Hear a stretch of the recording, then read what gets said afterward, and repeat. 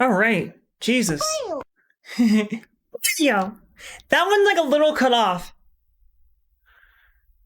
It might be a 1 minute cooldown per command. So I actually was looking at it. I was trying to figure out how to do a 1 minute global cooldown for all sounds. Yeah, there it goes. And thank you guys for being here, nonetheless. Oh man, God, Jesus, my internet was down for close to 3 hours, if not longer than that. However, that did give me time to figure out why this wasn't working. So I added a text-to-speech option for channel points.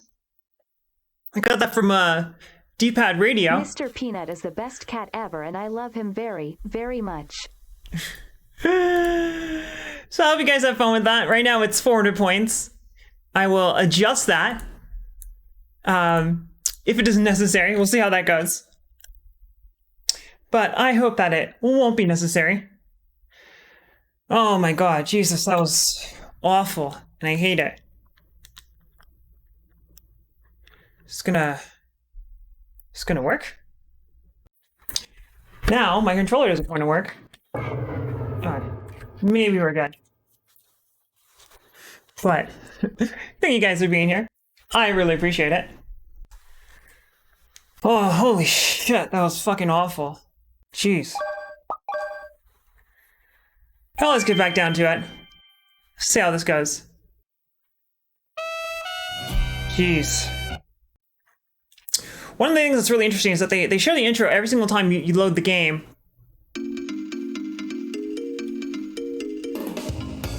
Yeah, Cookie.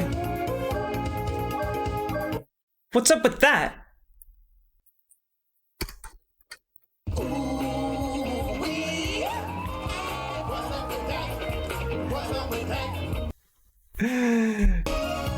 I don't know what's up with that. Could not tell you what's up with that. But we are back. So thank you guys so much for coming on back. I Punch Demons, Cookie, Soft Carry. Oh, that was awful. Man. Definitely gotta play some video games to calm down a little bit. I did not change it. I did not touch a goddamn thing in regards to the sound commands. Thank you for defeating the ISP demon. Pretty sure I didn't defeat the ISP demon. I don't see what I'm supposed to do here. Wait. Oh, I never picked up the boots. Oh, okay. The ISP demon may have been thwarted this fine day. However, I do expect him to return, and in most inopportune time. But you guys are true fans, so thank you for sticking me through thick and thin and thick and also ISP demon. If that demon were here, if he had a tangible form, I would punch him in his fat face.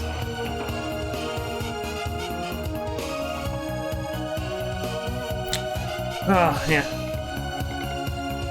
So, looks like I never got these boots. So let's go do that. And can you get up here? No, you cannot. I was actually thinking that this is like Doom, and Doom guy can't jump, but you can definitely get over those boxes right there. For what it's worth. I don't remember what's actually in that room. Which I should. Considering I just did this. Oh, it's a Mega Berry. I remember it now, because I made a snide remark when I picked it up. That is too much damn health. Brad here only has 100 health. And he gains 1,000. And Mega Berries restore 1,000 health. I didn't think I needed to save here, but I didn't do that last time. So I had to do this over again. So I might as well save. Oh man. Because I'm playing on hardcore, I have to no save states, which means I have to use the memory card like some kind of animal. And it's Hebo Hammer. How are you doing? Oh, Hebo, we were talking about this, but because Hebo here does retro achievements. He's like top 2% on retro achievements. that he did Aria of Sorrow because of me. I highly recommend the Aria of Sorrow Alter ROM hack. All because it's a very good ROM hack, but also because there's achievements for it. And they are actually challenging. Unlike the base Aria of Sorrow retro achievements, which are very easy. They're super easy, in fact. On contrast, there's one achievement on the retro achievements for Aria of Sorrow Alter that is quite difficult. Very difficult, in fact.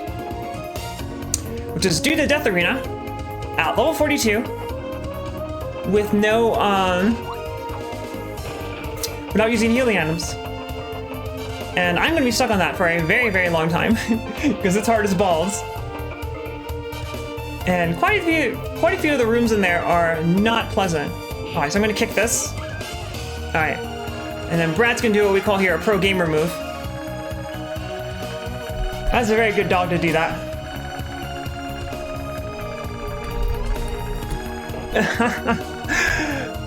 Fern just sent me a joke article that Disney confirms that Winnie the Pooh from now on will be voiced by an actual bear. How am I doing on health here? Alright, so I definitely want to pick these guys up. Probably didn't give you that much health, did they? And I can't check because I just entered a cutscene. Hey, it's Mantobra! How are you doing? And Bobozella? We out ya? We out here? But ain't Mantobra. Mantobra is a variety streamer, but he mostly plays Doom. At least that's what I've seen.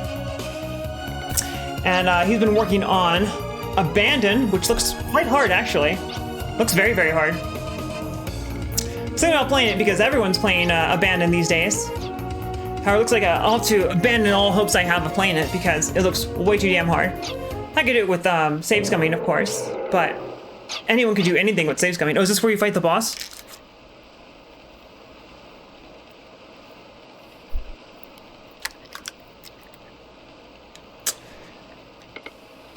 Anyone could do anything with save scumming. It is known. Money! Glad you guys are having fun with that. And I added a 400 channel point, peanut point, text-to-speech option, which I hope you guys have a lot of good fun with. Oh, it is the boss. Okay, cool. Let's see. Game's doing something, so I got time to do that. And I can always use it whenever I want.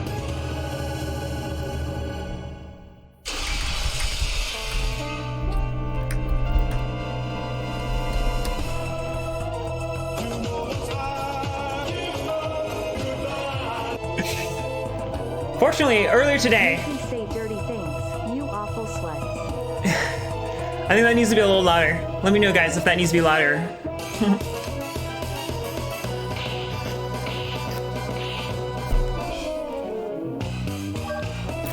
Anyway, I think Brad here needs to kill this guy's belly. I don't understand how you kill his stomach versus the rest of him. It makes sense if it's like the claws, but why do I need to kill his belly? What does his belly do to me? Well, Vovo, there is a 400 peanut point option. If you go to your peanut points, you should have enough points at this point to do that at least once.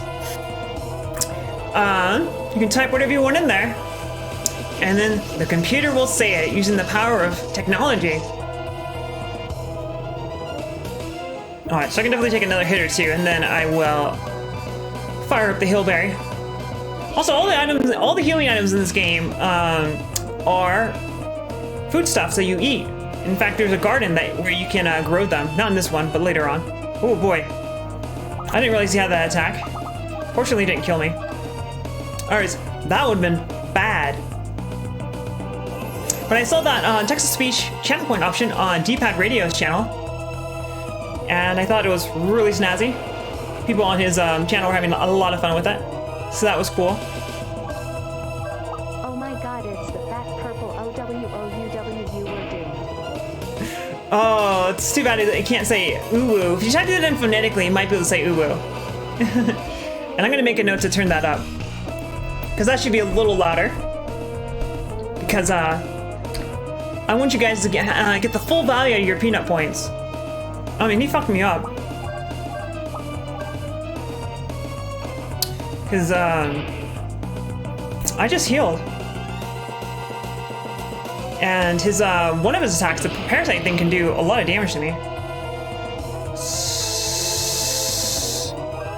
It's like, I don't want to heal again. His belly is still alive, okay. But whatever, it doesn't matter.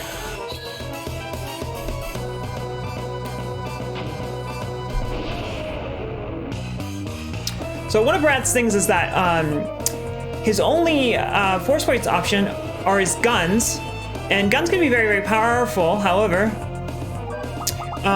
they take ammo, which means that you basically can't use them ever, which is super dumb. I don't know why they chose to do that. It's dumb. So with Brad, you basically, past early game, you never ever use his guns, so doesn't do shit. Especially because his guns all have terrible accuracy, as does he for that matter.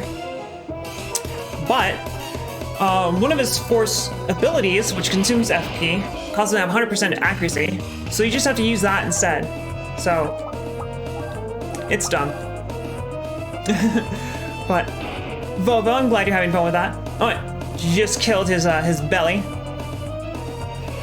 Not sure how this guy's gonna get along with a non-functional GI system. He's gonna have to get one of those colon bags. But should just spam bazooka now, and that should be the fight.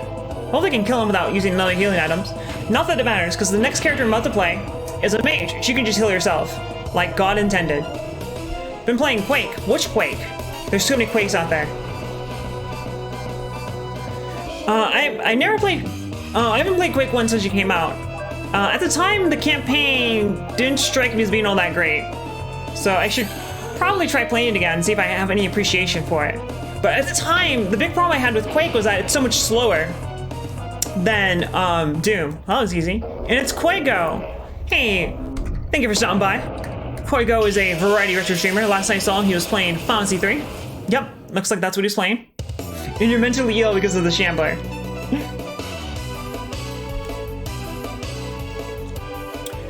Well, anyone make me mentally ill? So, how do you guys recommend I play Quake? I heard that the best way to play Quake is Quake Spasm, but I also heard that like it breaks the music or something like that. The music is broken in Quake. Not that it matters, because I would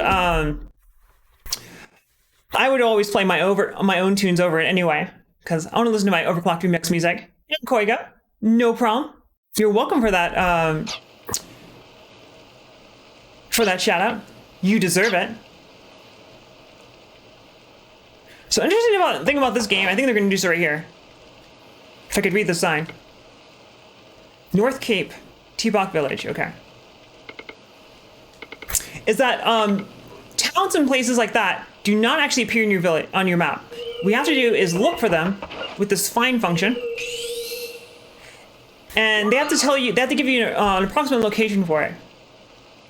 So things will say things like that. Oh, okay, so emulator definitely is glitching out right there. That's not supposed to be happening. I know some other issues with, oh, okay. And occasionally they put items on the world map too. I actually like this mechanic, even though most reviewers at the time when the game came out hated this mechanic where you have to find the locations on your map. And I like it because you actually have to like dick around. You can't just go straight to where it is. But it is what it is. I understand why people don't like it.